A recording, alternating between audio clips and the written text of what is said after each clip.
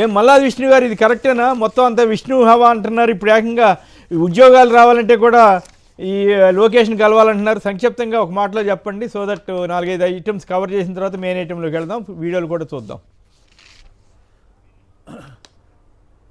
అంతేగా సార్, ఇప్పుడు ప్రభుత్వంలో ముఖ్యమంత్రి గారి పేరుకే ఉన్నప్పటికీ కూడా ఈ రెడ్ బుక్ రాసుకుని ఉద్యోగస్తులు గతంలో పనిచేసినటువంటి వాళ్ళు పోస్టింగ్లు ఇవ్వాలన్నా ఏం చేయాలన్నా కూడా అక్కడే నడుస్తూ ఉంది. అది 100% కరెక్ట్. మనం మొన్న అన్ని పత్రికల్లో వచ్చింది కదా, సానా సతీష్ సంబంధించినటువంటి వ్యవహారం కానీ, లేకపోతే కొంతమంది వ్యక్తులు ఉండి ఆయన దగ్గర మధ్యవర్తిత్వం చేస్తూ పోస్టింగ్లు ఇస్తున్నటువంటి వ్యవహారం కానీ, ఇదంతా కూడా వాస్తవమే కదా. ఇవి లేనటువంటి మాట్లాడినటువంటి అంశం కాదు ఇది. ఖచ్చితంగా పోస్టింగ్లు కానీ, బ్లాక్ లిస్టులు పెట్టడము, వీఆర్లో పెట్టడము, వాళ్ళు గతంలో పనిచేశారు, మీరు అంత అక్కడ చేశారు ఇక్కడ చేశారని బెదిరించడము, ఒకసారి తీసుకుని మళ్ళీ రెండోసారి కూడా అడుగుతాము, మేము ఇవ్వలేం బాబు అని చెప్పని వాళ్ళందరూ కూడా 2 సార్లు ఇవ్వలేమని చెప్పని మొరపెట్టుకోవడము, ఇదంతా కూడా జరుగుతున్నటువంటి తతంగమే, ప్రభుత్వంలో జరుగుతున్నటువంటి తతంగమే. ఇది 100% ఇదంతా అదే కదా పరిస్థితి. వాళ్ళ పరిస్థితి ఆ రకంగా ఉంది. ప్రభుత్వము అధికారంలో ఉన్నప్పుడు చేయాల్సిన పనులు కాకుండా చేయకూడనటువంటి పనులన్నీ కూడా రాసుకుని బుక్ రూపంలో పెట్టుకుని రెడ్ బుక్లో నీ పేరు ఉందని బెదిరించి ధోరణితో జరుగుతున్నటువంటి అంశము. కాబట్టి ఇది ఖచ్చితంగా వాస్తవమైనటువంటి అంశమే, అది జరుగుతున్నటువంటి అంశమే. రైట్. నిన్న కరెంట్ ఛార్జీలు, నేడు ఆస్తుల రిజిస్ట్రేషన్లు, బాదుడే బాదుడు. భూమి విలువతో పాటు నిర్మాణాల విలువలు పెరుగుదల, గుడిసెలు, పూరిపాకలు, పెంకుటిళ్ళు, రూఫ్ లేని ఇళ్ళు, వేటిని వదలని వైనం, అన్ని రకాల నిర్మాణాల విలువల్ని పెంచేసిన చంద్రబాబు ప్రభుత్వం. గతంలో ఇటువంటి కొద్దిగా మార్పు వచ్చినా కూడా పెద్ద పెద్ద వార్తలు వేసే ఎల్లో మీడియా, ఈనాడు, ఆంధ్రజ్యోతి ఇప్పుడు అసలు నోరు విప్పట్లేదు. కరెంట్ ఛార్జీలు పెరిగిన రాంభూపాల్ గారు అవునా కాదా?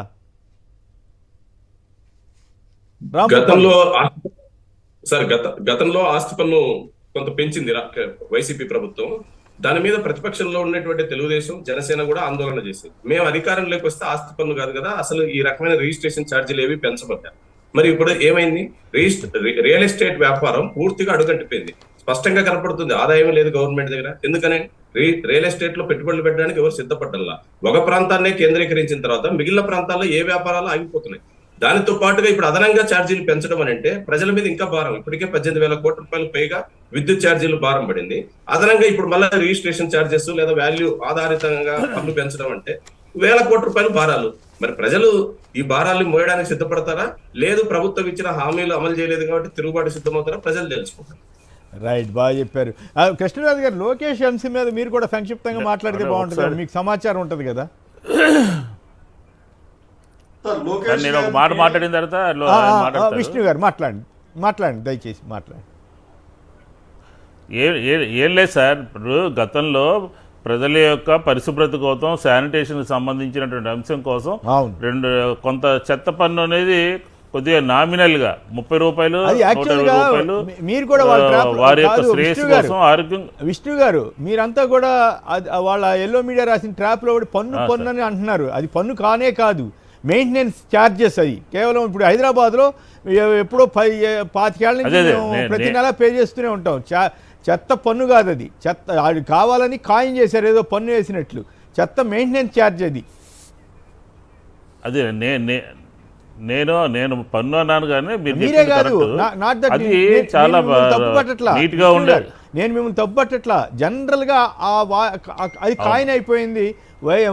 గవర్నమెంట్లో ఉన్నప్పుడు వైసీపీ వాళ్ళు సైతం అట్లాగే అలవాటు అయిపోయింది. అది ఆ ఉద్దేశంతో చెబుతుంది. అది ఒక నానుడి కింద వాడుక భాషలోకి వచ్చేసింది. అసలు అంత గందరగోళం చేశారండి, ఎంత గందరగోళం చేశారు. 100 రూపాయలు చెత్త ప్రభుత్వము, చెత్త పన్ను వసూలు చేస్తారా? ఎక్కడా లేదు దేశంలో ఎక్కడ 30 రూపాయలు ఒకటి, 120 రూపాయలు ఒకటి. ఎంత గందరగోళం చేశారు. ఈరోజు వీధులన్నీ, బజార్లన్నీ ఏ రకంగా చెత్తతో పేరుకుపోయినాయి, ట్రాక్టర్లు వచ్చినాయి, ఇదంతా నానా బీభత్సం చేసి ఇప్పుడు బాదుడు కరెంటు ఛార్జీలు 15,000 కోట్లు. ఇప్పుడు రిజిస్ట్రేషన్ సంబంధించి రేపు జనవరి నుంచి నూతన సంవత్సరం కానుక అనమాట.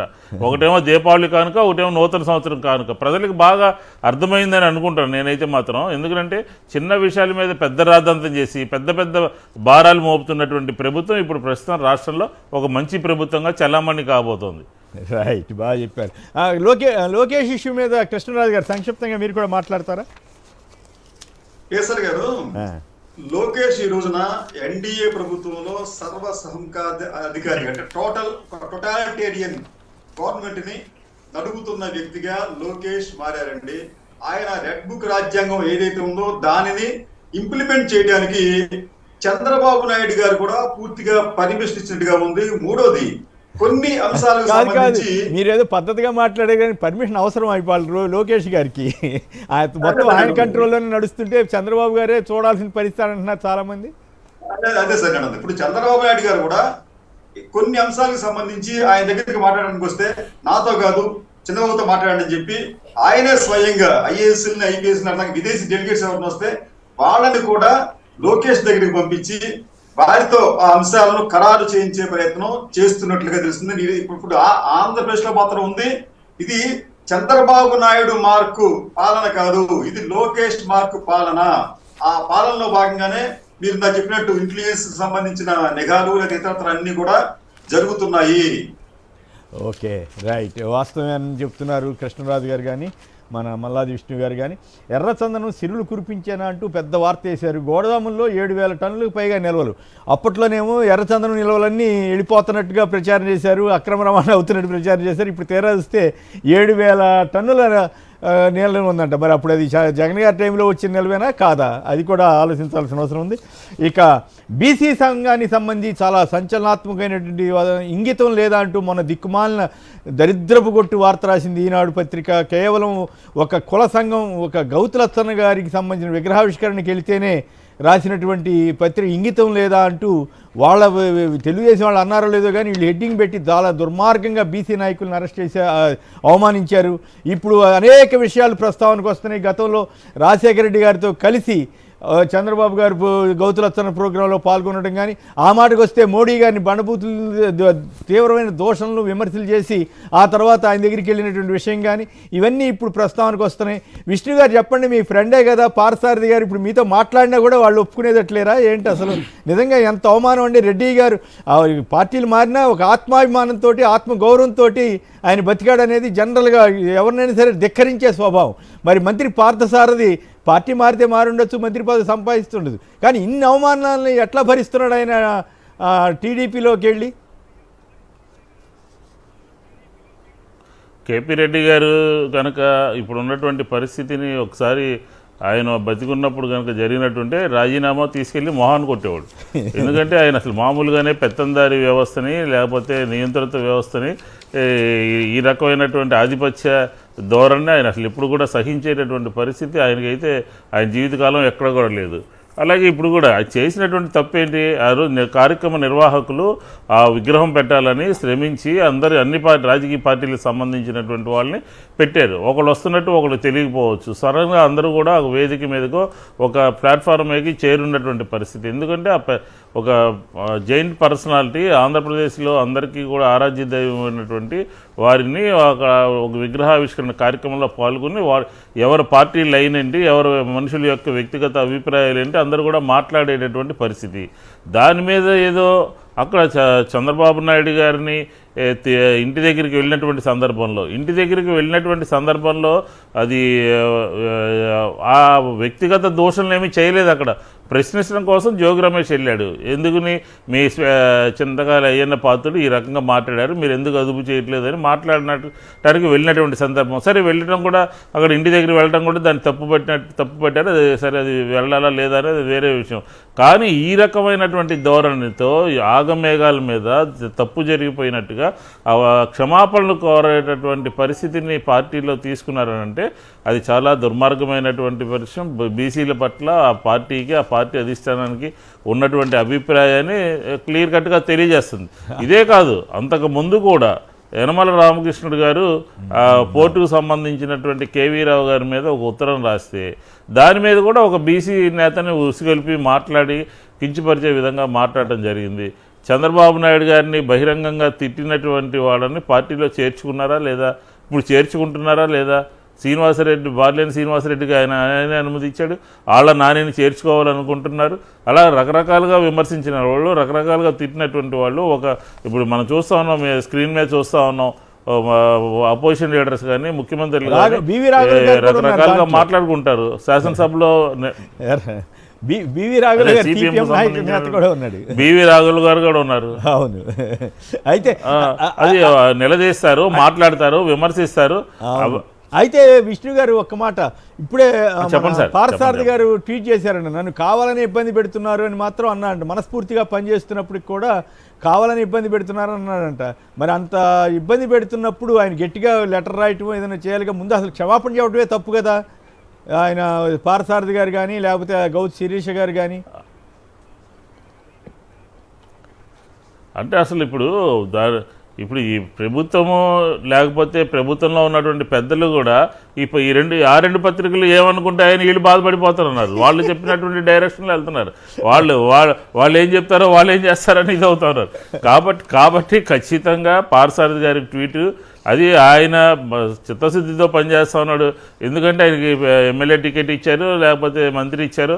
ఆయన శాసనసభలో కూడా రకరకాలుగా మాట్లాడినట్టు జగన్మోహన్ రెడ్డి గారి మీదో లేకపోతే సాక్షి పత్రిక మీదో ఏదో వాళ్ళని నమ్మించాలనో ఏదో మొత్తానికి ఆయన మాట్లాడుతున్నాడు. ఆయన తంటాలు ఆయన పడుతున్నాడు ఆ పార్టీలో. కానీ ఈ రోజు వచ్చిన తర్వాత ఆయన మీద పత్రికాముఖంగా దాడి చేయటము, లేకపోతే అధిష్టాన వర్గమే సారీ చెప్పాలని చెప్పడము, అలాగే పార్థసారథి గారినో శిరీష గారినో లేకపోతే వారందరినీ కూడా ఎందుకు ఇది చేశారని చెప్పని ఒక నియంత్రిత ధోరణిలో, అలాగే అన్ని కులాలని ఆ పార్టీలో ఉన్నటువంటి అన్ని కులాలకి ఒక డెడ్ లైన్, ఒక గీత గీసి మీరెవరు కూడా వేరే పార్టీలో ఉన్నటువంటి వాళ్ళు మీ సామాజిక వర్గం సంబంధించినటువంటి వాళ్ళతో వెళ్ళడానికి వీలు లేదని చెప్పినటువంటి సంఘటన లేదు.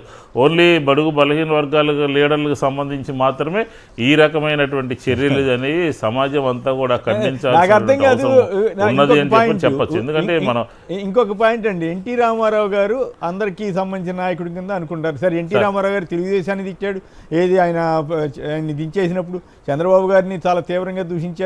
ఆయనేమో మరి ఆయన వీళ్ళు మా నాయకుడని వీళ్ళు చెప్తారు. కమ్మ సంఘం మీటింగ్ జరిగితే ఎన్టీ రామారావు విగ్రహాన్ని ఎందుకు పెట్టుకుంటున్నారు? మరి మిగతా వాళ్ళ విగ్రహాలు కూడా పెట్టుకోవాలి కదా.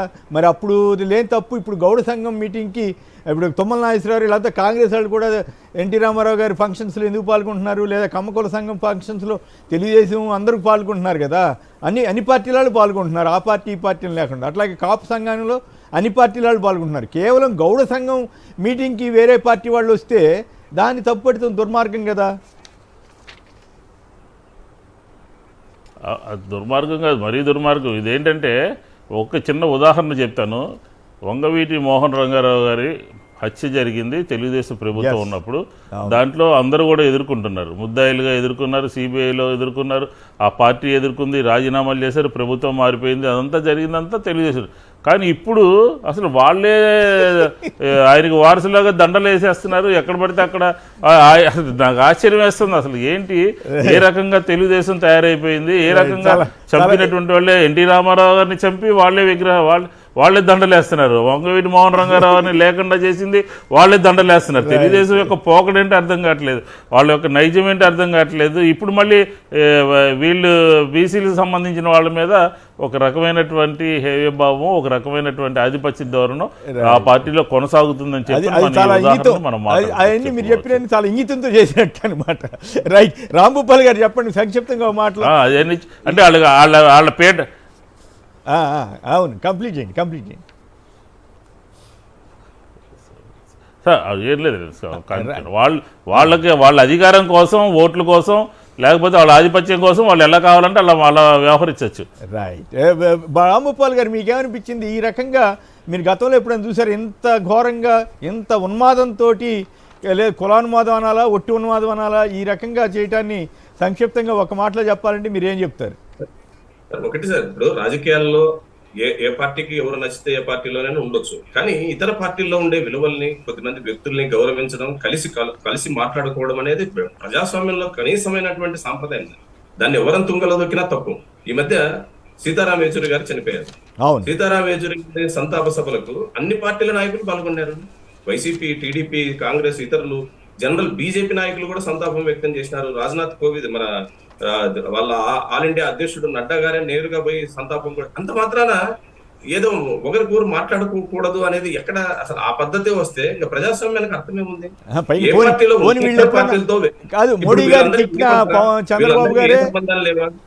మోడీ గారిని చంద్రబాబు గారిని కలుస్తారు, చంద్రబాబు తిట్టిన మోడీ గారిని కలుస్తారు, వీళ్ళు మాత్రం ఎవరు కలవకూడదా? బీసీ సంఘం నాయకులు ఎవరిని కలవకూడదు. ఇక్కడ ఇది అన్యాయం కదండి.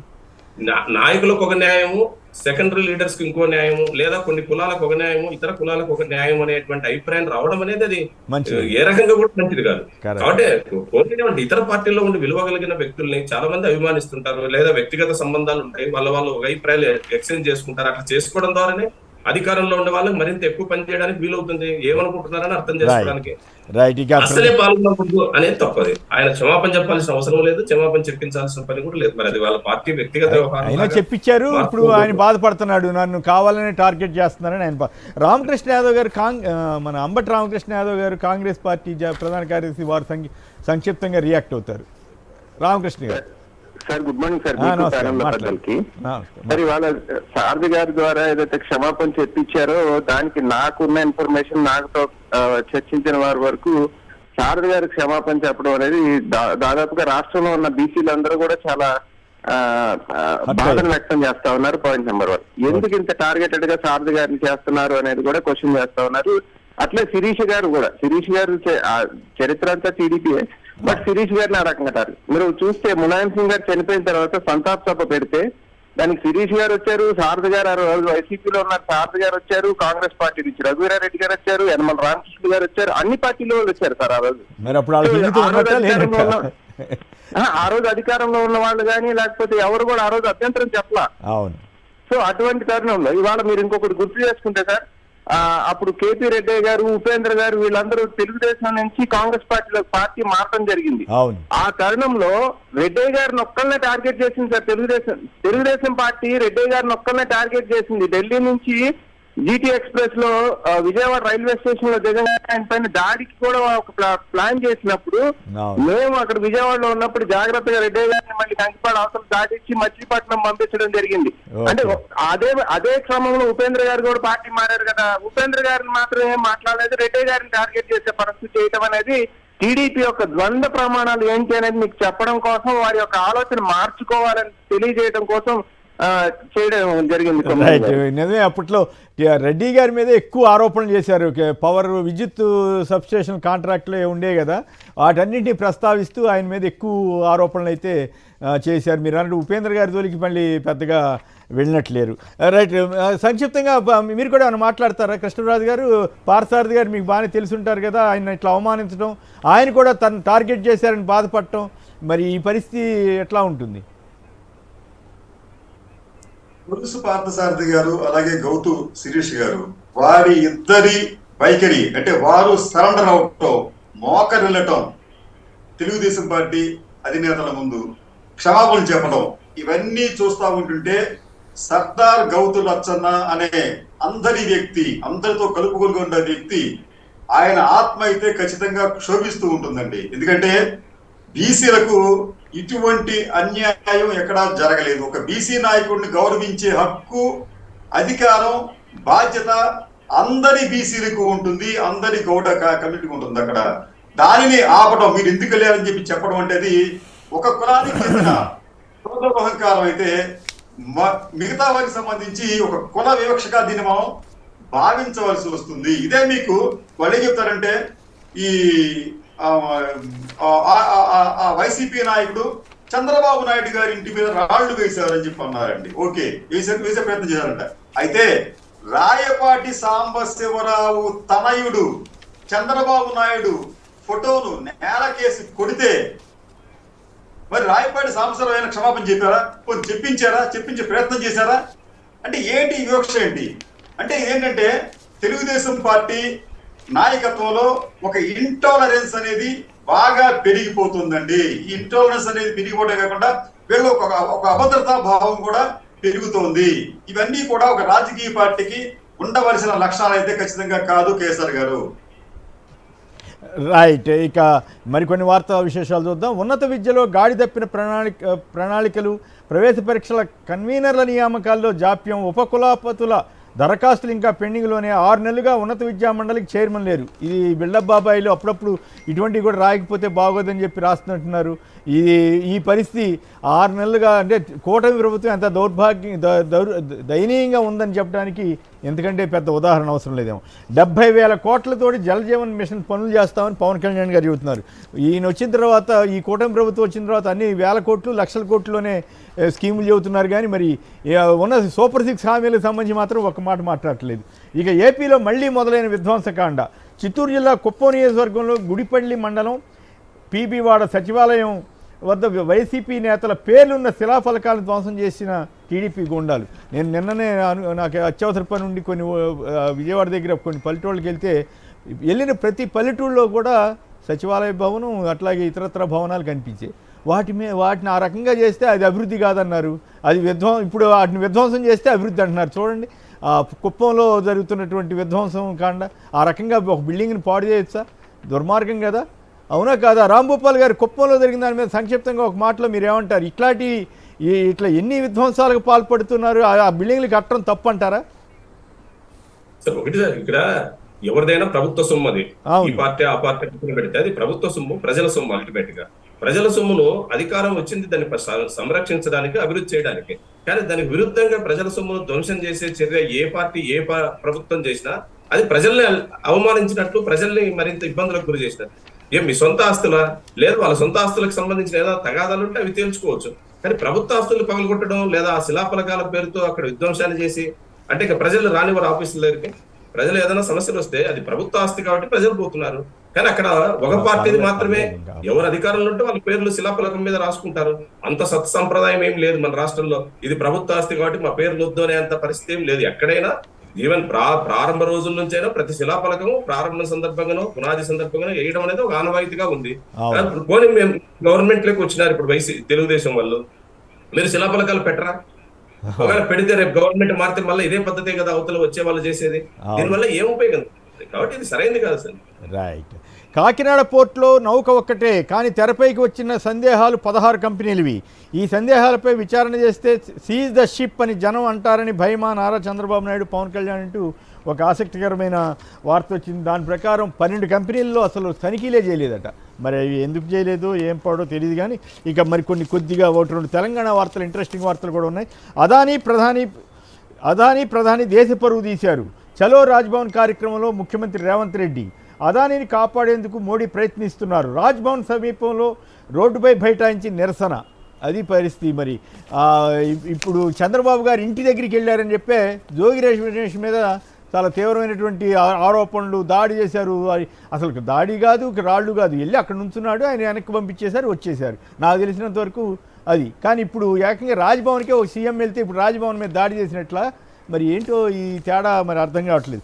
ఆటోలో అసెంబ్లీకి వెళ్ళిన శాసనసభ్యులు, బీఆర్ఎస్ శాసనసభ్యులు ఆటో ఉద్యమం, ఆటో వాళ్ళు ఫ్రీ బస్ వచ్చిన తర్వాత జరుగుతున్న ఇబ్బందులు, ఆటో వాళ్ళకి జరుగుతున్న ఇబ్బందుల రీత్యా వాళ్ళ సంఘీభావంగా ఆటోలో వెళ్ళారు.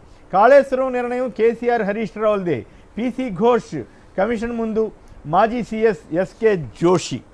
అలాగే ధరణి ముసుగులో వేలాది ఎకరాల అన్యాక్రాంతం, వాటి విలువ 1,50,000 కోట్లు ఉంటుందంటూ మల్లుబట్టి సంచలనాత్మకమైనటువంటి వ్యాఖ్యలు చేశారు. ఇవి ఈరోజు ఉన్నటువంటి ప్రధాన విశేషాలు. ఒకసారి వీడియోలు కూడా చూద్దాం, 2-3 చూసిన తర్వాత. ఈ న్యాయాధికారిపై ఇంటెలిజెన్స్ నిఘా గతంలో ఎన్నడూ జరిగినటువంటి రీతిలో ఇవాళ ఈ పరిస్థితికి, అంటే చంద్రబాబు గారి మీద కేసులు ఎత్తేయడానికి ఎంతకైనా వెళతారా అన్న చర్చకి ఇది ఆస్కారం ఇస్తూ ఉంది. దీనిపైన చర్చలోకి వెళ్ళడానికి ముందుగా ఇప్పుడు ఒక వీడియోలు చూద్దాం.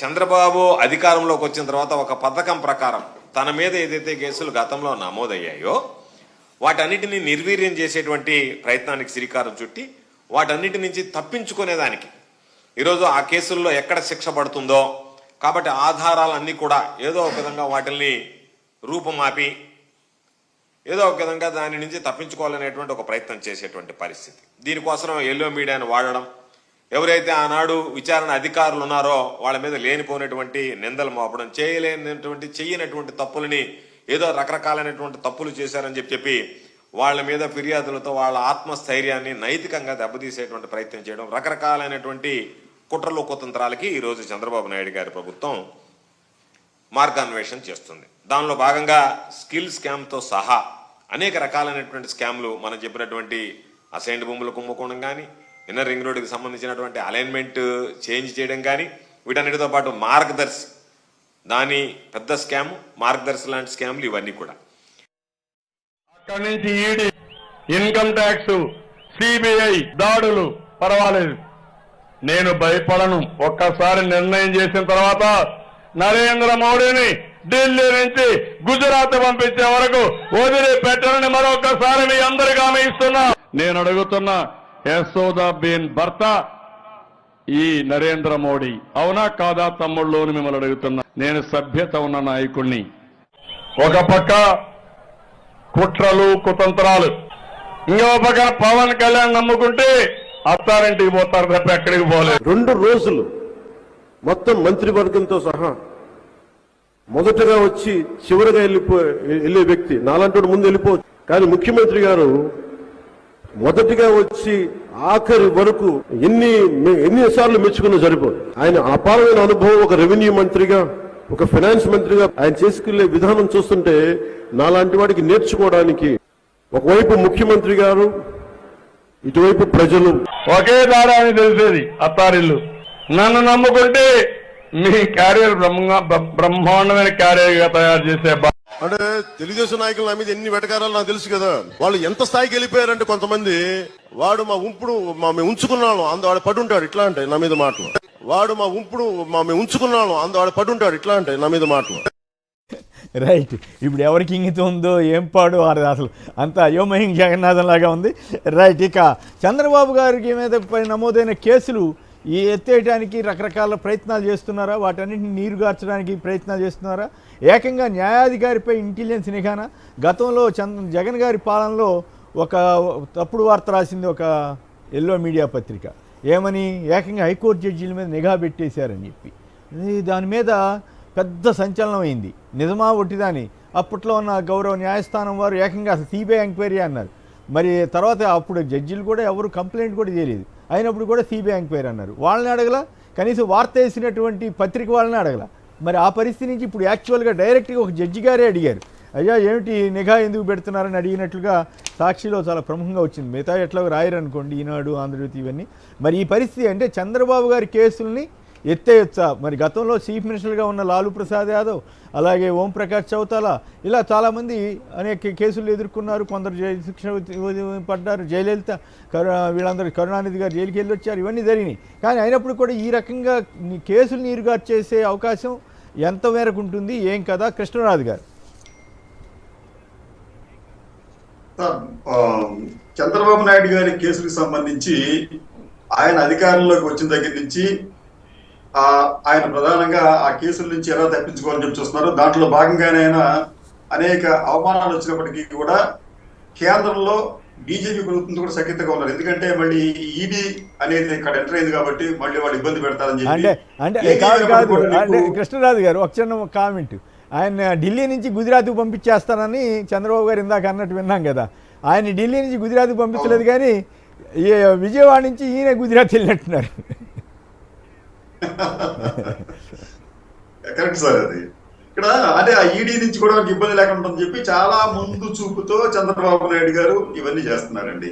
రెండోది ఏంటంటే, మీకు ఈ రాజకీయ నాయకుల మీద, అంటే ఈ రాజకీయ పార్టీల వారు అధికారంలోకి వచ్చిన తర్వాత వారి మీద ఉన్న కేసుల్ని వారంతా వారు ఎత్తివేసుకుంటున్నారండి. ఇది హోంమంత్రిత్వ శాఖ సహకారంతో పోలీసులు లేదు దర్యాప్తు చేసి కేసులు క్లోజ్ చేస్తామని చెప్పి చేస్తా ఉంటే దానికి సుప్రీంకోర్టు తీవ్రమైన అభ్యంతరాలు చెప్పింది. మీ అంతా మీరు మీ ప్రభుత్వంలో వాళ్ళ మీద మీరు ఇట్లా కేసులు రద్దు చేస్తే కుదరదు, అది ఖచ్చితంగా విచారణ జరపాలని చెప్పిన తర్వాత చంద్రబాబు నాయుడు గారు ఇప్పుడు ఈ మార్గంలో అంటే ఏదో తూతూ మంత్రంగా విచారణ జరిపించి ఆ కేసుల్ని మాఫీ చేసుకునే ప్రయత్నం చేస్తున్నారు.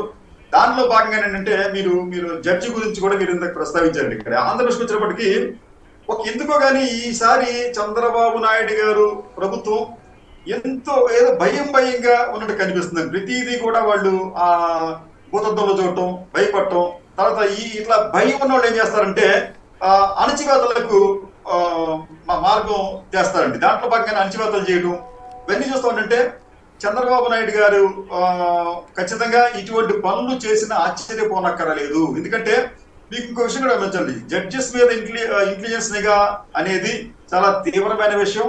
ఇది సుప్రీంకోర్టు వారు కూడా దీన్ని పరిశీలించాలి. రెండోదండి ఇంకోటంటే ఈ ఇంటెలిజెన్స్ కి సంబంధించి చంద్రబాబు నాయుడు గారు గతంలో ఆయన మీద కూడా ఈ ఆయన ప్రభుత్వంలో ఫోన్ ట్యాపింగ్ ఆరోపణలు వచ్చినాయి. ఏపీ వెంకటేశ్వర గారు ఇజ్రాయెల్ ఏదో ఇంటెలిజెన్స్ పరికరాలు తీసుకొచ్చారని చెప్పి ఆరోపణలు ఉన్నాయి. ఇది కాకుండా ముఖ్యం ఏంటంటే మమతా బెనర్జీ గారు, ముఖ్యమంత్రిగా ఉన్న మమతా బెనర్జీ గారు అసెంబ్లీ ఆవరణలో ఆవిడ చాలా స్పష్టంగా చంద్రబాబు నాయుడు గారు ఇజ్రాయెల్ నుంచి ఈ ఈ ఈ సీక్రెట్ టెక్నాలజీ, ఇంటెలిజెన్స్ టెక్నాలజీ కొనుగోలు చేశారు అని చెప్పి చెబితే దాని గురించి కూడా మనం ఎవరో పట్టించుకోకుండా పోయామండి. అసలు యాక్చువల్గా దాని గురించి కూడా ఒక ఎంక్వైరీ జరపాలి. ఇవన్నీ చూస్తామంటే చంద్రబాబు నాయుడు గారు తన కేసుల పట్ల ఇది సాధ్యమైన ఢిల్లీగా దీన్ని మనం మాఫీ చేసుకోవాలి. మళ్ళీ ఏమన్నా ఎన్నికలు వస్తే జమిలీ ఎన్నికలు చెప్పన్నారండి, ఆ ఎన్నికలు వస్తే మన పరిస్థితి ఎలా ఉంటుందో తెలియదు అన్న భావన కూడా వారిలో ఉన్నట్లుగా కనిపిస్తుంది. అందుకనే కారణం ఏమైనప్పుడు కూడా ఈ 6 నెలల్లో ఆయన మీద ఉన్న కేసులకు సంబంధించి ఎటువంటి విచారణలో పురోగతి కనిపించడం లేదు కేసర్ గారు. సార్ రెండోది చిన్న విషయం చెప్తాను సార్ మీకు. ఇంతకు మీరు జలజీవన మిషన్ గురించి కూడా మీరు మాట్లాడారు. పవన్ కళ్యాణ్ గారు ఈ జగన్మోహన్ రెడ్డి ప్రభుత్వానికి సంబంధించి జలజీవన మిషన్ వచ్చారు, నిర్లక్ష్యం చూపించింది, 4,000 నిధులు సరిగ్గా వ్యయం చేయాలని చెప్పి అన్నారండి. అయితే జలజీవన్ మిషన్ సంబంధించి ఆ కేంద్ర ప్రభుత్వం కూడా వైఎస్ సర్కార్ని అభినందించిందండి. అంతేకాకుండా ఈ ఒకసారి ఇది చూడండి సార్, ఇది ఈ ఇండియన్ ఎక్స్ప్రెస్ పత్రిక కథనం. అది ఈ జగన్మోహన్ రెడ్డి గారు అధికారంలో ఉన్న దాదాపు 5 ఏళ్లలో, అంటే ఇది 2000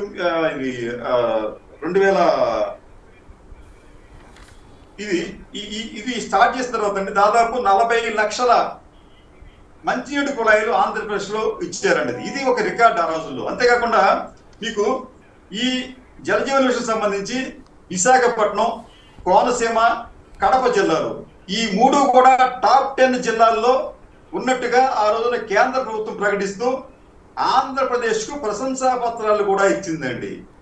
ఎక్కడా కూడా నిధులు దుర్వినియోగం చేసినట్టుగా ఎక్కడ కేంద్ర ప్రభుత్వం అంటే ఇప్పుడు వాళ్ళు హత్సంగా అబద్ధాలు చెప్పి బతకాలని ప్రయత్నం చేస్తున్నట్టుగా మనకు అర్థమవుతా ఉంది. పవన్ కళ్యాణ్ గారు ఇగో గతంలో ఇంత జరిగింది ఇప్పుడు ఇంత చేస్తామని చెప్తే అది పద్ధతి. అంతేగాని చంద్రబాబు గారి లైన్లోకి వెళ్ళిపోయిన తర్వాత ఇక ఆయన అట్లా మాట్లాడతారు. కానీ ఈ కేసు చూడండి, చాలా ఇంట్రెస్టింగ్ కేసు. అప్పటి ఛార్జ్ షీట్లలో కొన్ని వివరణలు కోరుతూ మళ్ళీ అడిగారట. అడిగితే వాటిని ఇప్పుడు ఇవ్వట్లేదట. ఇంకో ఇంట్రెస్టింగ్ ఏంటంటే సీఎం చంద్రబాబు, మంత్రి పి నారాయణ ప్రధాన నిధులుగా ఉన్న అసైన్డ్ భూముల కేసులో గత ఏడాది సిట్ అధికారులు ఓ రియల్ ఎస్టేట్ వ్యాపారి నివాసంలో సోదాలు నిర్వహించి కీలక పత్రాలు స్వాధీనం చేసుకున్నారు. ఈ నేపథ్యంలో అసైన్డ్ భూముల కుంభకోణం అంతా వెల్లడిస్తానని, తనను అప్రూవర్గా గుర్తించాలని ఆ రియల్ ఎస్టేట్ వ్యాపారి న్యాయస్థానంలో పిటిషన్ దాఖలు చేశారు. సిట్ జప్తు చేసిన తన పత్రాలను విడుదల చేయాలని కూడా ఆయన ఇటీవల న్యాయస్థానాన్ని కోరారు. కొద్ది రోజుల పాటు విచారించిన న్యాయమూర్తి అసలు సిఐడి ఇంతవరకు ఛార్జ్షీట్లు ఎందుకు దాఖలు చేయలేదని ప్రశ్నించారు. ఆ ఛార్జ్షీట్లతో అయ్యేంతవరకు రియల్ ఎస్టేట్ వ్యాపారి అప్రూవర్ అవుతారా లేక నిందితుడు అవుతారా అన్నది కూడా నిర్ధారించలేని పరిస్థితి అంట. లోత్రా కంట్రోల్లో పోలీసు వ్యవస్థ అంట. సో దీని మీద మీరు ఎట్లా స్పందిస్తారు కృష్ణరాజు గారు? మనం ఇందాక అనుకున్నట్లుగా చంద్రబాబు నాయుడు గారు కంగారు పడుతున్నారు. ఈ కేసుల్ని కూడా సాధ్యమైనంత ఎర్లీగా వీలైతే కొద్ది నెలల్లోనే ఇవన్నీ కూడా మూసివేసేందుకు ఆయన చాలా తీవ్రంగా శ్రమిస్తున్నారు, ఆలోచన చేస్తున్నారు. దాంట్లో భాగంగానే ఢిల్లీ నుంచి చాలా కాస్ట్లీయెస్ట్ లాయర్ ఆయన తీసుకురావడం, ఇలా పోలీస్ యంత్రాంగంతో మంత్రాలు జరిపించడం, ఇవన్నీ చూస్తా ఉంటుంటే ఖచ్చితంగా ఆయన ఏంటంటే ఒక భయంతో ఉన్నారు. ఈ కేసుని అత్యంత త్వరగా దాన్ని మాఫీ చేసుకోవాలని చూస్తున్నారు. మూడోది అసైన్డ్ భూములకు సంబంధించి అది అందరికీ తెలిసిన బహిరంగ స్కామ్ అండి. అక్కడ దళితుల్ని బెదిరించి, అంటే బెదిరించడం అంటే మీరు ఇవ్వకపోతే మీ భూములు లాక్కుంటారు అని చెప్పి వారిని బెదిరించి వారి దగ్గర నుంచి భూములను కారు చౌకగా 5 లక్షలకి 6 లక్షలకి కొన్న దాఖలాలు అనేకం ఉన్నాయండి. ఆ కొన్న వ్యక్తులు ఎవరంటే ఈనాడు అధికారంలో ఉన్న పెద్దలే ఉన్నారు. కాబట్టి అంటే అటువంటి కేసులను కూడా నీరుగార్చి ఆ సమయంలో మీకు వైఎస్ గా జగన్మోహన్ రెడ్డి హయాంలో దళితులకు మేలు చేసే విధంగా ఆయన నిర్ణయాలు తీసుకున్నారు. మళ్ళీ ఏమిటంటే మళ్ళీ ఈసారి మళ్ళీ ఈ కొత్తగా వచ్చిన ఈ ప్రభుత్వం మళ్ళీ వారి భూముల్ని ఇప్పటికీ కూడా రిలీజ్ చేయకపోవడం విశేషం అండి. ఇప్పటికీ కూడా దళితుల భూములు అంటే బెదిరించి బలవంతాలు తీసుకున్న భూములన్నీ కూడా ఇప్పటికీ ఈ తెలుగుదేశం పార్టీ అనుయాయులు లేకపోతే మద్దతుదారులు ఆ రోజున ఎవరైతే కొనుగోలు చేశారో వారి చేతుల్లోనే ఉన్నాయి. ఇప్పటికీ కూడా అక్కడ దళితులకు న్యాయం జరగలేదు. మరి ఇవన్నీ కూడా కేసు విచారణ చేస్తున్న దర్యాప్తు అధికారులకి తెలియదా? న్యాయస్థానం ముందు ఇవన్నీ ఉంచరా అంటే ఉంచరు. రైట్. విష్ణు గారు మీరేమంటారు? ఇప్పుడు గతంలో మీకు గుర్తుండే ఉంటుంది, సిబిఐ ఎంక్వైరీ దాకా ఫోన్ ట్యాపింగ్ వ్యవహారం ఇంకేముంది ఇదని ప్రచారం చేశారు. చివరికి అదేం అసలు దాని గురించి మీ ప్రభుత్వం ఏమో మీ ఇష్టం వచ్చినట్టు ఎంక్వైరీ చేసుకున్నాను. మరి ఇప్పుడు కూడా చంద్రబాబు గారి ప్రభుత్వం లేదు అని చెప్తుందా? అసలు ఛార్జ్షీట్లు వేస్తామంటదా, వేయదంటదా? ఈ కేసుల్లో ఈడీ కేసు అన్నది యాక్చువల్గా స్కిల్ స్కామ్ కేసు అన్నది స్టేట్ గవర్నమెంట్ కనిపెట్టింది కాదు, ఈడీ కనిపెట్టింది. కానీ అదే ఈడీ ఇప్పుడు చంద్రబాబు గారి జోలికి వెళ్ళట్లేదు. అఫ్కోర్స్ అంతకుముందు 2000 కోట్ల అక్రమాలు జరిగాయని చెప్పి వాళ్లే అనౌన్స్ చేసిన కేంద్రమే మళ్ళీ వాళ్ళు దాని జోలికి వెళ్ళట్లేదు. గత 4 ఏళ్ళుగా మేనేజ్ చేసుకోగలిగారు, ఇప్పుడు మేనేజ్ చేసుకోగలిగారు. మరి ఇప్పుడు చట్టం డబ్బు చుట్టం అందరికీ కొందరికే చుట్టమా లేకపోతే ఏంటి అసలు ఇది? దీని మీద మీరు ఎట్లా స్పందిస్తారు సార్? ఇప్పుడు గత ప్రభుత్వంలో జగన్మోహన్ రెడ్డి గారి ప్రభుత్వంలో, వైఎస్ఆర్ కాంగ్రెస్ పార్టీ ప్రభుత్వంలో మేము కొత్తగా అధికారంలోకి వచ్చిన తర్వాత అనేక అవకతవకలు, అనేక విషయాలు ప్రభుత్వం దృష్టికి వచ్చినాయి. దాని మీద సిబిసిఐడితో లేదా దాని మీద కేంద్రం అప్పుడు కొన్ని కేసులు రాసినటువంటి వాటినన్నింటినీ ఆధారాలుగా చేసుకుని వాస్తవాల్ని అంతా కూడా రూపొందించి కేసులు నమోదు చేయడం జరిగింది. ఆ కేసులు నమోదు చేసి ఇన్వెస్టిగేషన్ చేసినటువంటి అధికారులని ఈ ప్రభుత్వం వచ్చిన తర్వాత సస్పెండ్ చేస్తూ అక్రమ కేసులు బనాయిస్తూ సిబిసిఐడి అధికారులని, పోలీసు యంత్రాంగాన్ని, ఆంధ్రప్రదేశ్లో పోలీసు అధికారులని ఒక భయభ్రాంతులకు గురి చేసింది. ఫస్ట్ ఏంటంటే కొంతమంది మీద జత్వాన్ని కేసు అని చెప్పిన అది అరెస్ట్ చేయటము, సిబిసిఐడిలో పనిచేసినటువంటి వారి మీద నిధులు దుర్వినియోగం అని చెప్పని ఒక ఫాల్స్ కేసు పెట్టి వాళ్ళని అక్రమంగా కేసుల్లో ఇరికించడము చేసి డిమారలైజ్ చేసి ఇప్పుడు వాళ్ళ కేసులకు సంబంధించినటువంటి వాళ్ళ మీద ఉన్నటువంటి నమోదైనటువంటి కేసులు, ఆ కేసుల్లో ఒక వ్యక్తి నేను అప్రూవర్ కింద మారిపోతాను అని చెప్పంటే గత ప్రభుత్వంలో అధికారులు ఫైల్ చేసినటువంటి కేసులు ఛార్జ్షీట్లని కొన్ని లోపాలు కొన్ని సరిచేయమని చెప్పని న్యాయమూర్తి గారు ఆదేశిస్తే ఈ ప్రభుత్వం వచ్చిన తర్వాత 6 నెలల నుంచి కూడా దాని మీద పనిచేయట్లేదు. ఎందుకని పనిచేయట్లేదు? వారికి కావాల్సిన విధంగా ఆ ఛార్జ్షీట్ని రూపొందించుకుని కేసుని వీకెండ్ చేయడం కోసం, కేసు వీగిపోవటం కోసం ఒక రకమైనటువంటి కుట్రతో పోలీసు అధికారులు, అలాగే ఇప్పుడు ఉన్నటువంటి వారికి సంబంధించినటువంటి లోద్రా గారు వీళ్ళందరూ కూడా రోజు హోటల్లో కలుసుకోవడము, మాట్లాడటము, ఏ రకంగా దీన్ని ఇది చేయాలి, సర్ప్లస్ చేయాలని చెప్పి ఆలోచన చేస్తున్నటువంటి విషయాలు ఈరోజు మనం పత్రికల్లో చూసాం. అది వాస్తవమే. ఎందుకంటే ఒక కీలకమైనటువంటి కేసులో అప్రూవర్గా మారిపోతామంటే ఆ ఛార్జ్షీట్ ఫైల్ చేస్తే అప్రూవర్గా మారితే జరిగినటువంటి విషయాలన్నీ న్యాయస్థానం దృష్టికి వెళ్తే పరిణామాలు వేరే విధంగా ఉంటాయి. కాబట్టి దాని నుంచి తప్పించుకునేటటువంటి ప్రయత్నం చేస్తూ వాయిదాలు వేస్తూ ఛార్జ్షీట్లు ఫైల్ చేయకుండా లోద్రా గారితో పోలీస్ యంత్రాంగం మాట్లాడుతుందని చెప్పని ఇప్పుడు మనకు అందరికీ అర్థమవుతున్నటువంటి విషయం. కాబట్టి ఇప్పుడు ఇన్వెస్టిగేషన్ని తప్పుదోవ పట్టిస్తూ వారికి కావాల్సిన విధంగా చేసే విధంగా ఈరోజు ఉన్నటువంటి అధికార యంత్రాంగం పనిచేస్తుంది. ఇది సరైనటువంటి విధానం కాదు అని చెప్పని చెప్పచ్చు. ఎందుకంటే ఈరోజు చూడండి స్కిల్ స్కామ్లో అప్పటి కొంతమంది అధికారులు సీమెన్స్ వాళ్ళు ఎవరో కొందరు అప్రూవల్గా కూడా మారి సాక్ష్యాలు ఇచ్చినట్లున్నారు. అయినా కూడా ఇప్పుడు అవన్నీ తిరగదొడతారా? ఎట్లా అవన్నీ ఏమి లేవని చెప్పిస్తారా? అంటే వాళ్ళకి కావలసినట్టుగా కేసులు నమోదైనటువంటి కేసుల్లో అప్రూవర్లుగా మా వాస్తవాలు చెప్పే విధంగా తయారైనటువంటి వారందరినీ కూడా పరిగణలోకి తీసుకోవాల్సినటువంటి అవసరం ఉంది. దీన్ని పరిగణలోకి తీసుకోకుండా వాళ్ళని పక్కకు పెట్టాలని చెప్పని ఇప్పుడు ఉన్నటువంటి ప్రభుత్వం ఆలోచన చేస్తుంది. ఎందుకంటే వాళ్ళ సాక్ష్యం నమోదైతే వాళ్ళ అప్రూవర్ కింద మారితే వాస్తవాలు చెబితే పరిణామాలు వేరే విధంగా ఉంటాయి. అందులో భాగంగానే దానికి సంబంధించినటువంటి జ్యూరిడిక్షన్ సంబంధించినటువంటి జడ్జి గారి మీద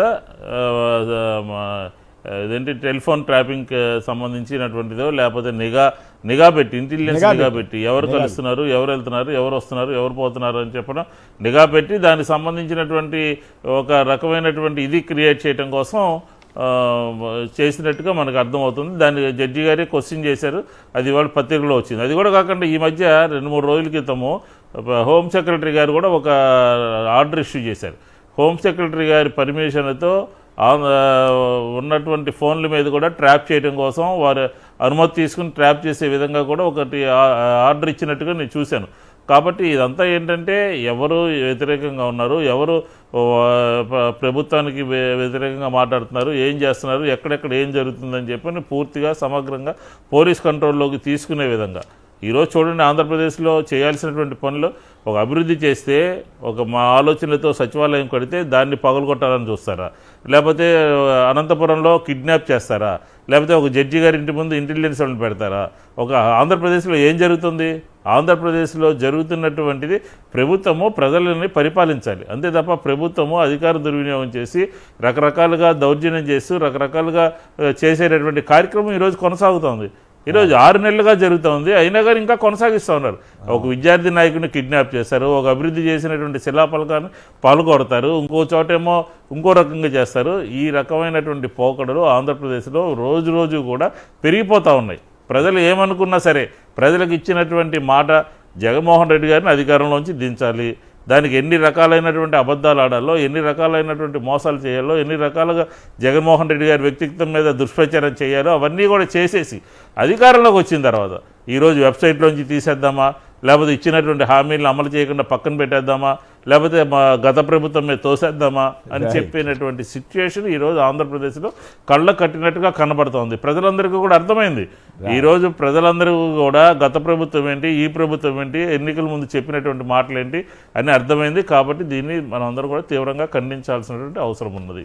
రైట్. మునిస్వామి గారు పలమనేరు నుంచి. మునిస్వామి గారు నమస్కారం. చెప్పండి, ఒక గతంలో హైకోర్టు జడ్జిల జోలికి అక్కడ గత ప్రభుత్వం వెళ్ళకపోయినా ఇంకేముందని చంద్రబాబు గారితో సహా ఎల్లో మీడియా అంతా గగ్గోలుగా ప్రచారం చేసేది. ఇప్పుడు అట్లాంటిది ఏకంగా ఒక జడ్జి గారి ఇంటి దగ్గర నిఘానే పెట్టారని వార్త వచ్చింది, జడ్జి గారే ప్రశ్నించారని. ఈ పరిస్థితి మీద మీరు ఎట్లా భావిస్తారు ఈ పరిణామం? మీకు అందరికీ నమస్కారం సార్. నేను ఒకటే చెప్తాను సార్. నేను ఆ బిట్లో ఇప్పుడు జగన్మోహన్ రెడ్డి మీద కేసులు వేస్తే మాత్రము అందరూ ఇది ఎల్లో మీడియాతో సహా స్పందిస్తారు. చంద్రబాబు తప్పు చేస్తే ఇప్పుడు 12 కేసుల్లో ముద్దాయిగా ఉన్నాడు చంద్రబాబు. ఈ కేసుని ఒక జడ్జిగా ఇన్ఛార్జిగా తీసుకోవడం అంటే కనీసం జనాలకు కూడా అర్థం కావాలని కదా నేను చెప్పేది. నేను అడిగేదాన్ని మీకు ఎవరైనా బాగుంటే అడగండి మీరు. రైట్, తప్పుగా మాట్లాడొద్దు. మిగతా ఏం మాట్లాడినా మన అభ్యంతరకరమైన భాష వాడకూడదు. నేను ఉండే మాట నేను అడుగుతాను. నాకు ఎందుకంటే నేను భూపాల్ గారిని ఒక మాట అడగాలి అనుకున్నాను ఆయననే. రామ్ భూపాల్ గారినా ఏమని? ఎందుకంటే ఆయన ఎప్పుడు కూడా కరెక్ట్ గా యా ఛానల్లో మాట్లాడి కరెక్ట్ గా మాట్లాడతాడు. అవును, కానీ కొన్ని ఛానల్లో వాళ్ళ పార్టీ వాళ్ళే వద్దులే, ఆ గొడవ వద్దులే, ఆయనకే సంబంధం దానికి. Right okay. ఇప్పుడు అనవసరంగా పాపం ఆయన ఇబ్బంది పెట్టాల్సిన అవసరం లేదు. ఎవరి అభిప్రాయం వాళ్ళది. దానికి ఆయన ఎక్కడైనా సరే పద్ధతిగా మాట్లాడితే మంచిది. ఆయన అయితే పద్ధతిగానే మాట్లాడుతున్నారు కదా. రెండు వైపులా ఏదైనా తేడా ఉంటే కూడా మొహాటం లేకుండా చెబుతారు. కాబట్టి ఏ పార్టీదైనా, వైసీపీ అయినా టీడీపీ అయినా మనం ఆయన్ని ఇబ్బంది పెట్టాల్సిన అవసరం లేదు. ఆంధ్రప్రదేశ్లో చాలా చిత్రమైన పరిస్థితి ఏర్పడిందని అనుకోవాలి. ముఖ్యమంత్రి చంద్రబాబు నాయుడు గారు కానీ, ఉప ముఖ్యమంత్రి పవన్ కళ్యాణ్ గారు కానీ ప్రభుత్వాన్ని నడపడం లేదు. మొత్తం అంతా లోకేష్ కంట్రోల్లోనే జరుగుతోంది. ఈవెన్ పవన్ కళ్యాణ్ గారు కూడా ఢిల్లీ వెళ్ళి అక్కడ అంతా లోకేషే, చివరికి నా ఆఫీసులో ఎవరెవరు ఉండాలని కూడా ఆయనే చెప్తున్నారంట అని ఫిర్యాదు చేశారని మొన్నటిదాకా మొన్న కూడా వార్తలు ప్రచారం జరుగుతూ ఉంది. రాజకీయ చర్చల్లో కూడా అనేక విషయాలు వచ్చినాయి. విశేషం ఏంటంటే మంత్రి లోకేష్ నడుపుతున్నాడు. పోనీ ఆయన నడుపుతున్నాడంటే ఆయన ఒక 2 రిటైర్డ్ ఆఫీసర్లతోటి పోలీసు వ్యవస్థను నడుపుతున్నారనేది ఇంకొక అభిప్రాయం. పోనీ ఆ 2 ఆఫీసర్ల దగ్గర ఆగిందంటే అట్లా కాదండి. ఢిల్లీ నుంచి ఒక పెద్ద లాయర్ని పట్టుకొచ్చి మొత్తం పోలీస్ వ్యవస్థ అంతా ఆయన చేతిలో పెట్టారంట. ఎట్లా ఈ కేసులని ఎట్లా నీరుగార్చాలి, ఏం కదా ఇదని. సో ఈ రకంగా ఈ పరిస్థితి అంటే ఏమిటి అసలు ఆంధ్రప్రదేశ్లో జరుగుతున్నది ఈ వ్యవస్థ? అట్లాగే ఇప్పుడు ఒక జడ్జి గారింటి దగ్గరే నిఘా అధికారులను పెట్టడం కానీ ఇవన్నీ ఏమిటి చెప్తుంది? ఒకప్పుడు సుప్రీంకోర్టు జడ్జి ఇంటి దగ్గర ఏదో జడ్జి గారి ఇంటి దగ్గర నిఘా ఆఫీసర్లు ఉన్నారనేది పెద్ద సంచలనమైంది. సుప్రీంకోర్టు తీవ్ర స్థాయిలో పరిగణలో తీసుకుంది. మరి ఏపీలో ఎవరు పట్టించుకునే పరిస్థితి లేదా? మరి గతంలో చూసాం, సిబిఐ ఎంక్వైరీ అన్నారు, అదన్నారు, ట్యాపింగ్ అన్నారు, ప్రచారం చేశారు. చివరికి అక్కడ ఏమి జగన్ గారి లాగా ధైర్యంగా చంద్రబాబు గారు కూడా ఎస్ మీరు ఏమైనా ఎంక్వైరీ చేసుకొని నా ఛార్జ్ షీట్ల మీద, నా మీద వచ్చిన అభియోగాల మీద ఎందుకు అనలేకపోతున్నారు? మరి మాట్లాడితే ఢిల్లీ వెళ్తే జగన్ గారు కేసుల కోసం అన్నారు. ఇప్పుడు ఆయన నిజంగా కేసుల కోసమే వచ్చారా ఏం కదా? రాంభూపాల్ గారు, ఈ పరిణామాలన్నీ మీకేమనిపిస్తుంది? అసలు ఎవరిని కంట్రోల్ చేయాలి? ఏ వ్యవస్థ ఎవరిని నడపాలి? చివరికి ఢిల్లీ నుంచి వచ్చిన ఆయనకి ఈ మొత్తం పోలీస్ వ్యవస్థ అంతా అప్పచెబితే ఆంధ్రప్రదేశ్ ప్రభుత్వం ఏమున్నట్లా లేనట్లా? ఈ పరిణామం సమాజానికి మంచిదేనా? సార్ మీరు చెప్పిన ఈ విషయాల్లో చాలా ముఖ్యమైనటువంటి అంశాలు ఉన్నాయి సార్. ఒకటి, ప్రజలకు అనేక రకాల హామీలు ఇచ్చి ప్రభుత్వాలు అధికారంలోకి వస్తాయి. వచ్చిన తర్వాత వాటిని అమలు చేయాలా. అమలు చేయనప్పుడు అణిచివేత లేదా ఇట్లాంటి నిర్బంధ చర్యలు పాల్పడతారు. అణిచివేత అనేది రోడ్ల మీద జరిగేటువంటి ఉద్యమాలను చేస్తారు. లేదు, అధికారులను ఉపయోగించుకొని ఇతర రూపాల్లో ఇట్లాంటి జడ్జీలు కానీ ఇతరులను కానీ ప్రలోభపరచడం, భయపెట్టడం, ఆందోళనకు గురి చేయడం, వాళ్ళు చేయాల్సినటువంటి చట్టబద్ధమైన కార్యక్రమాలని పరిమితం చేయడం అనేది ఒక పద్ధతిగా కొనసాగుతుంది. అది దేశంలో బీజేపీతో స్నేహం చేసిన ఏ పార్టీ అయినా ఇదే పద్ధతులు అనుసరిస్తున్నాయి. అనేక రాష్ట్రాల ఉదాహరణలు మనకు ఉన్నాయి. అందుకని కేంద్రం ఏది అనుసరిస్తుందో అదే సర్వం పరిష్కార మార్గంగా ఈ రోజు పాలక పార్టీలు భావించే పరిస్థితి రావడం అనేది అత్యంత ప్రజాస్వామ్యానికి పూర్తిగా నష్టం చేసే అంశం. రెండవది, మీరు అన్నట్టుగా ఈ రోజు ప్రభుత్వాన్ని ఎన్నుకున్నటువంటి పార్టీలు నడిపితే అర్థం ఉంది. ఎందుకంటే వాళ్ళు ప్రజల చేత ఎన్నుకబడ్డారు. ఏ రూపంలో ఎన్నుకున్నా ప్రజలకు వాళ్ళు బాధ్యులు. కానీ ఈ రోజు అది జరగడం లేదు. చాలా చోట్ల ప్రజల చేత ఎన్నుకబడిన పాలకులు ప్రేక్షకులు ముందు పీఠాన కనపడతారు, అసలు పాత్రధారులు ఎన్నుకుంటున్నారు. వారే ఇప్పుడు రిటైర్ అయినటువంటి అధికారులు కానీ లేదా కొంతమంది నిపుణుల పేరుతో, సలహాదారుల పేరుతో పెద్ద ఎత్తున అధికారాన్ని చలాయించేటువంటి పరిస్థితి వస్తుంది. ఇది జరిగితే ఇక ప్రజలను ఎవరు ఎన్నుకోవాలా? ప్రజలు ఈ ప్రజాప్రతినిధులు ఎందుకు ఎన్నుకోవాలా? ఈ ప్రజాప్రతినిధులను చూసి ఓట్లు ఎందుకు వేయాలా? నేరుగా బ్యూరోక్రాట్స్ లేదా రిటైర్డ్ బ్యూరోక్రాట్స్ వాళ్ళే వచ్చి పరిపాలించవచ్చు కదా. నిజంగా వాళ్ళకు ఎందుకు తీసుకుంటారు? వీళ్ళకి అనుభవం లేకనా, లేదా ప్రజలతో డీలింగ్ అయిపోయా, ప్రజల అభిప్రాయాలు వినకనా, లేదు ప్రజలు చెప్పేటువంటి వాటిని వినడం ఇష్టం లేక తమకు నచ్చింది చేసేటట్టుగా ఉండే అధికారుల యంత్రం. కలెక్టర్ల మీటింగ్ జరిగింది సార్ మొన్న. 2 రోజుల పాటు జరిగిన కలెక్టర్ల మీటింగ్ లో సుదీర్ఘమైనటువంటి ప్రెజెంటేషన్ చేశారు ముఖ్యమంత్రి గారు కానీ మంత్రులు వాళ్ళ శాఖలకు సంబంధించి. నేను అడుగుతున్నాను, 10 సూత్రాల గురించి మీరు చాలా స్పష్టంగా చెప్పారు. కానీ చివరికి నిర్ణయం ఏం చేశారు? కలెక్టర్లు మీ జిల్లా పరిస్థితులు మీరు నిర్ణయించుకోండి అని చెప్పేసి సలహా చెప్పి పంపించినట్టుగా ఇప్పుడు చెప్పుకుంటున్నారు. మరి ప్రజాప్రతినిధులు ఎందుకు? ఎమ్మెల్యేలు వీళ్ళు కదా తయారు చేయాల్సింది రిపోర్ట్స్. వాళ్ళ నియోజకవర్గాల్లో ఏది మంచో ఏది చెడో వాళ్ళు కదా తేల్చాల్సింది. వాళ్ళని భాగస్వాములు చేయకుండా నేరుగా బ్యూరోక్రాట్స్ తోనే ఎందుకు మాట్లాడుకుంటున్నారు? నేరుగా బ్యూరోక్రాట్స్ ఎందుకు ప్లాన్లు తయారు చేయమంటున్నారు? అంటే అల్టిమేట్ గా ఈ రోజు ప్రజాశక్తి పత్రికలు కూడా వార్త వచ్చింది. ప్రపంచ బ్యాంకు నిధులు, అమరావతికి ఇస్తున్న నిధుల్ని రిజల్ట్ ఓరియంటెడ్ గా నిధులు శాంక్షన్ చేస్తున్నట్టుగా వాళ్ళు అగ్రిమెంట్ లో ఒప్పందం చేసుకున్నారు. అదే జరిగితే అంటే రోజువారీ పని ఏం చేయాలో ప్రపంచ బ్యాంకు నిర్ణయిస్తుంది. రోజువారీ చట్టాలను ఎట్లా ఉపయోగించుకొని లాభపడాలో రిటైర్డ్ అయినటువంటి జడ్జీలు, రిటైర్డ్ అయిన ఐఏఎస్ ఆఫీసర్లు, ఐపీఎస్లు వాళ్ళు నిర్ణయిస్తారు. ప్రజల ముందు మాత్రం ప్రతిపక్షాలను విమర్శించడానికి పాలక పార్టీల ఎమ్మెల్యేలు, మంత్రులు కనపడుతుంటారు అని చెప్పేసి భావించాల్సి వస్తుంది. ఇది ఏ రకంగా ప్రజాస్వామ్యాన్ని పరిపుష్టం చేస్తుంది? కాబట్టి ఆ సలహాలు తీసుకోవడం తప్పు కాదు. ఇప్పుడు నాకు ఓ విషయం తెలియదు, మీతో సలహా తీసుకోవడం, మీరు చెప్పిన విషయాలు వినడం తప్పు కాదు. కానీ సలహాదారులే మొత్తం సూత్రధారులు కావడం అనేది చాలా నష్టం అనేది నేను చెప్పవచ్చు. అయితే ఇక్కడ పాయింట్ ఏంటంటే, ఆయన లోద్రా గారు ఎవరో వచ్చి మొత్తం పోలీస్ ఆఫీసులతో మీట్ అవ్వటం కానీ, ఆయనే డైరెక్షన్స్ ఇవ్వటం కానీ, ఈ కేసులను ఎట్లా ఎత్తేయాలని చెప్పడం కానీ, నిన్న మొన్న కూడా సాక్షిలో ప్రముఖంగా వార్తలు వచ్చాయి కదా. గవర్నమెంట్ వైపు నుంచి కానీ ఎక్కడ ఖండన కూడా వచ్చినట్లేదు. మరి అది కరెక్టే అనుకోవాలి కదా మనబోటి వాళ్ళం. మరి అట్లాంటి పరిస్థితి అసలు గవర్నమెంట్ని ఎవరు నడుపుతున్నారు? లోకేష్ నడుపుతున్నారా? రిటైర్డ్ ఆఫీసర్లు నడుపుతున్నారా? మరి లేదా లాయర్లు వచ్చి నడుపుకుంటూ, ఢిల్లీ నుంచి వచ్చిన లాయర్లు, పైగా ఇప్పుడు ఆంధ్ర లాయర్లు కూడా కాదు, ఆంధ్ర లాయర్లు కూడా ఉండొచ్చేమో కానీ వాళ్ళు నడుపుతున్నారా? అసలు ఏంటి ఇట్లాంటి పరిస్థితి ఎప్పుడైనా మనం చూసామా? ఇప్పుడు మీకు తెలుసు కదా, సుప్రీంకోర్టు జడ్జీల దగ్గర ఇది నిఘా పెట్టారని చెప్పి మోడీ గారి గవర్నమెంట్ మీద తీవ్ర స్థాయిలో అప్పట్లో జడ్జీలు విరుచుకుపడ్డారు కదా. రిటైర్డ్ అయిన అధికారులకు, రిటైర్డ్ అయినటువంటి వాళ్ళ ఎక్స్పీరియన్స్ తీసుకోవచ్చు, దాంట్లో ఎవరు మనం తప్పు పట్టం. కానీ ఎక్స్పీరియన్స్ ఎందుకని? వేధించడానికి, మంచి పని చేయడానికి కాదు, మంచి పని చేయడానికి కాదు, వేధించడానికి. కేసులు ఎట్లా పెట్టొచ్చు, లేదంటే ఇప్పుడు కేసులు ఎట్లా ఎత్తేయచ్చు వీళ్ళకి సంబంధించి. అదే ప్రభుత్వాల్లో మంచిగా నడిపి ప్రజల మద్దతు పొంది ఇంకా ప్రజల విశ్వాసాన్ని పొందడానికి అయితే ఎవరు సలహా తీసుకున్నా అభ్యంతరం పెట్టాల్సిన పని. కానీ ఇప్పుడు జరుగుతున్నది అది కాదు కదా, స్పష్టంగా కనపడుతున్నాయి కదా కొన్ని విషయాలు. కాబట్టి ప్రభుత్వం ఆలోచించుకోవాలి, తాము ప్రజలకు జవాబుదారి తప్ప ఈ రకమైన రిటైర్డ్ ఆఫీసర్లకు లేదా సుప్రీంకోర్టులో గంటకు నిమిషానికి లెక్క ప్రకారం తీసుకునేటువంటి వాళ్ళు ప్రామాణికం కాకూడదు. ఇప్పుడు లోద్రా గారు కావచ్చు, ఇంకోరు కావచ్చు, వారి సలహాలు చెప్తారు. ఏరు దాటిన తర్వాత ఏం చేస్తారో గత జగన్మోహన్ రెడ్డి ప్రభుత్వం కాలంలో మనం చూసాం. అప్పటి వరకు సలహాలు ఇచ్చిన పెద్ద మనుషులు లేదా అప్పటి వరకు మొత్తం నడుపుతున్నామని భ్రమించిన వాళ్ళు ప్రభుత్వం దిగిపోతానే ఎంత తీవ్రంగా విమర్శిస్తున్నారో కూడా చూస్తాం. కాబట్టి అల్టిమేట్ గా ప్రభుత్వం ప్రజలకు జవాబు చెప్పాలా, రాజకీయ పార్టీలు ప్రజలతో ఉంటే అది ప్రజలకు ఉపయోగపడుతుంది. కృష్ణరాజు గారు మీరే ఉంటారు, అసలు ప్రభుత్వాన్ని ఎవరు నడుపుతున్నారు? లోకేష్ గారా, రిటైర్డ్ ఆఫీసర్లా, లేదా ఢిల్లీ నుంచి వచ్చిన లాయర్లా? మరి చంద్రబాబు గారిది ప్రేక్షపాత్ర, ఆయన మీద కేసులు ఎత్తేయించుకుంటే చాలనే ఫీలింగ్లో ఉన్నారా? అధికారంలోకి వచ్చింది కేసులు ఎత్తేయించుకోవడానికైనా, కేంద్రంలో మేనేజ్ చేసుకోవడానికైనా అన్న ప్రశ్న వస్తే ఏం చెప్తారు?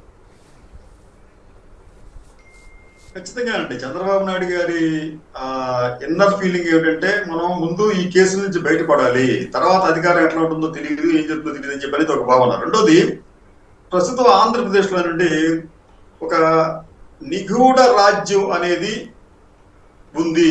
నిగూఢ రాజ్యం అంటే దీన్నే మనం డీప్ స్టేట్ అని చెప్పి అంటామండి. అంటే జార్జ్ ఆర్వెల్ అనే ఒక రచయిత ఇటువంటి పదాన్ని ఉపయోగించి ఏం చెప్తారంటే, ఈ పాలకులు అసమర్థులై తమ పదవులను కాపాడుకోవడం కోసం, తమ పరిధిని పెంచుకోవడం కోసం ఈ అణచివేతలు, అట్లాగే నిర్బంధాలు పెట్టడం, ప్రతి ఒక్కరి మీద కూడా ఒక నిఘా పెట్టడం. అంటే ఆయన ఆ నవల్లో ఒక మాట పడ్డారండి, big brother is watching you అని చెప్పి. ఈ రోజున ఆంధ్రప్రదేశ్ లో కూడా ఒక బిగ్ బ్రదర్ అనేది, అంటే సిబిఎన్ అనే ఒక బిగ్ బ్రదర్ అందరినీ కూడా వాచ్ చేస్తున్నారు, తన నిఘాలో ఉంచుకుంటున్నారు. మీకు చిన్న ఉదాహరణ చెప్తాను సార్. నిన్న మేము విశాఖపట్నంలో ఈ విద్యుత్ ఛార్జీలు అలాగే స్మార్ట్ మీటర్ల మీద ఒక రౌండ్ టేబుల్ మీటింగ్ పెడితే దానికి దాదాపు 4 ఇంటెలిజెన్స్ ఆఫీసర్స్ వచ్చారండి. ఉద్యోగులు కావచ్చు, ఆఫీసర్స్ కావచ్చు, వచ్చి ప్రతిదీ నోట్ చేసుకోవడం, మీరేంటండి అని చెప్పి వారిని అడగటం, మీ ఉద్దేశం ఏంటని చెప్పి, విషయం ఏంటంటే మీ ఉద్దేశం ఏంటని చెప్పి అడగటం. గతంలో ఏంటంటే మనం ఈ ఇటువంటి మీటింగ్ పెట్టినప్పుడు వాడు వచ్చినప్పుడు ఏంటంటే, సార్ ప్రెస్ నోట్ ఇస్తారా, లేదా పాల్గొన్న వారి పేర్లు ఇస్తారని చెప్పి అడిగి వెళ్ళిపోయేవారండి. కానీ ఈ రోజున మాత్రం వారు అయిపోయేంత వరకు కూడా అక్కడే ఉండి చేస్తున్నారంటే వారిలో ఏదో ఒక భయం కలుగుతుంది. ఎక్కడ ఎవరైనా కానీ ఆందోళన చేయొచ్చు, ఉద్యమాలు చేయొచ్చు, ఇంక గొడవ జరగచ్చు అని చెప్పి భయంతో బిక్కుబిక్కుమంటూ గడుపుతున్న నేపథ్యంలో వారు ఏంటంటే ఇటువంటి నిఘాలు, అణచివేతలు చేస్తున్నారేమో అని చెప్పి అనిపిస్తుంది. అందుని దీంట్లో భాగంగానే జడ్జెస్ మీద కూడా ఇటువంటి నిఘా పెట్టినా మనం ఆశ్చర్యపోనక్కర్లేదు. Right, okay. ఇక మరొకటి ఒక వీడియో చూద్దాం. ఆంధ్రప్రదేశ్లో బెల్ట్ షాపుల పరిస్థితి ఎలా ఉందో తెలుగుదేశం శాసనసభ్యుడే చెబుతున్నారు. మరి ఇప్పుడు తెలుగుదేశం శాసనసభ్యుడి మీద చర్య తీసుకుంటారా, నిజం చెప్తావా అని, లేదా నిజంగా బెల్ట్ షాపుల వాళ్ళకి 5 లక్షలు అంటే దాదాపు 2 కోట్ల జరిమానా వేసి ఉండాలి చంద్రబాబు గారి ప్రభుత్వం. ఒకసారి ఆ వీడియో చూద్దాం. అధికారికంగా 4 మద్య షాపులకి అనుమతి ఉంది. కానీ ఈ 4 మద్య షాపుల యజమానులు పట్టణంలో దాదాపు 35 నుంచి 40 బెల్ట్ షాపులు నడుపుతున్నారు. కాబట్టి తిరువూరు పట్టణంలో ఉన్న 4 మద్య షాపుల లైసెన్స్ రద్దు చేయాలని ఇప్పటి వరకు మహిళలు ఎంతో మంది నా దగ్గరకు వచ్చి మదర్ రోడ్ లో గాని మిగతా ప్రాంతాల్లో గాని, ఇప్పుడు ఈ వైన్ షాప్ చూడండి, చుట్టుపక్కల అన్ని నివాస గృహాలు, సాధారణ కుటుంబాలు ఉండే ప్రాంతం. ఇటు బస్ స్టాండ్ ఈ గేట్ లో నుంచి వచ్చే వాళ్ళందరూ ఇటే వస్తారు. ఈ వైన్ షాప్ వల్ల ఉదయం నుంచే ఈ రోడ్డు మొత్తం తాగుబోతులు కూర్చొని వచ్చేపోయే వాళ్ళకి ఇబ్బంది కలిగిస్తున్నారు. దానికి తోడు తిరువూరు పట్టణంలో ఉన్న ఈ 40 బెల్ట్ షాపుల్ని తీసేయాలంటే ఈ 4 మద్య షాపులు ఎవరైతే ఉన్నారో ఈ 4 మద్య షాపుల లైసెన్స్ వెంటనే రద్దు చేయాలి. రైట్, విష్ణు గారు సంక్షిప్తంగా ఒక మాటలో చెప్పండి, టైం కూడా అయిపోయింది. ఏమిటి తప్పు ఎమ్మెల్యేదా లేకపోతే తప్పు చంద్రబాబు గారిదా? ప్రభుత్వం యొక్క తీరుని, చంద్రబాబు నాయుడు గారు మాటల్ని విలువ లేదు అని చెప్పని ఆంధ్రప్రదేశ్లో ఆయన తిరువూరు నుంచి మాట్లాడినప్పటికీ కూడా ఆంధ్రప్రదేశ్లో ఉన్నటువంటి అన్ని నియోజకవర్గాల్లో ఉన్నటువంటి పరిస్థితిని అధికార పార్టీకి సంబంధించినటువంటి ఒక శాసనసభ్యుడు ఎగ్జాంపుల్గా తిరువూరు నుంచి బయట పెట్టడం జరిగింది. ఇది ఖచ్చితంగా బెల్ట్ షాపులు ఏ రకంగా నడుస్తుంది. నేను కూడా మొన్న ఒక అధికారిని అడిగితే ఆయన చెప్పాడు, సార్ రెవెన్యూ రావాలి కదా, దీని మీద ప్రభుత్వం ఏమీ పట్టించుకోదు, ఏమీ చేయదు అని చెప్పని. కాబట్టి తిరువూరు శాసనసభ్యుడు చెప్పినటువంటి మొత్తం వాస్తవాలని, అలాగే అక్కడ జరుగుతున్నప్పటికీ కూడా 5 లక్షలు ఫైన్ అయినటువంటి విషయాన్ని, ఇంకా స్కూల్స్ పక్కన ఉన్నాయని చెప్పని, ప్రజల మధ్య ఉన్నాయని, విద్యార్థులు చెడిపోతున్నారని, ఇవన్నీ కూడా ఆయన అనేక పాయింట్స్ చెప్పాడు. అవన్నీ కూడా ప్రస్తుతం సమాజంలో ఉన్నటువంటి అంశాలే. మరి ఆయన మీద యాక్షన్ తీసుకుంటారో సమర్థిస్తారో ఆయన ఏంటో అనేది వేచి చూడాల్సినటువంటి అవసరం ఉంది. ఖచ్చితంగా ఆంధ్రప్రదేశ్లో ప్రభుత్వం యొక్క పనితీరు, ఎక్సైజ్ శాఖ యొక్క పనితీరు, ప్రభుత్వ విధానాలు ఇవన్నీ కూడా ఆయన పొందుపరిచినట్టుగా కళ్ళకు కట్టినట్టుగా చెప్పడం జరిగింది. అది మరి ప్రభుత్వం వారు ఏం చేస్తారనేది మనం వేచి చూడాల్సినటువంటి చర్య తీసుకుంటే, ఎమ్మెల్యే గారి మీద చర్య తీసుకుంటే అదో తప్పు, ఎమ్మెల్యే గారి మీద చర్య తీసుకోండి, బెల్ షాపుల మీద కూడా చర్య తీసుకోకపోతే చంద్రబాబు గారి తప్పు అవుతుంది కదా. పేరుకి మాత్రమే 5 లక్షల పైన జరిమానా అది అని అట్టహాసంగా చెప్పడం, చివరికి ఇట్లాంటి పరిస్థితి రావటం. ఆంధ్రప్రదేశ్లో మద్యం పరిస్థితి ఏ రకంగా ఉందో ఇది చాలా సోదాహరణంగా తెలియజెప్తుంది. రైట్, కృష్ణరాజు గారు, మల్లాది విష్ణు గారు, రాంభూపాల్ గారు అందరికీ కూడా ధన్యవాదాలు. ఇది నేటి చర్చా కార్యక్రమం. నమస్కారం.